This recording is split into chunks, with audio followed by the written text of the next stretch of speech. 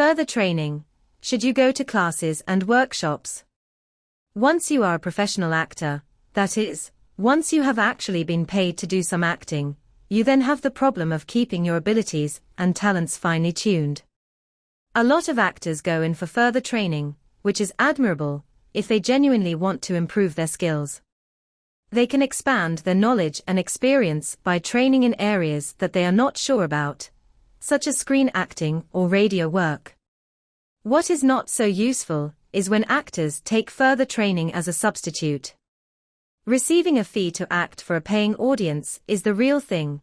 So when actors pay to take further training and use this to act for other trainees, it might not be so beneficial to their acting.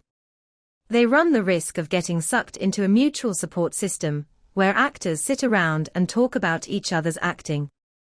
This soon changes into their acting to please their fellow actors, or worse still to please their tutor. A lot of acting teachers do fine work with their students, of course, but never forget that there is a charge, and so some teachers have a wish for you to continue training with them for their own benefit, not necessarily yours. Running acting classes is, after all, a business.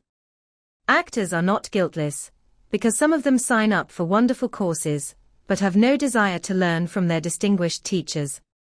They just want to be able to put the famous names on a resume, as if they had worked for them professionally.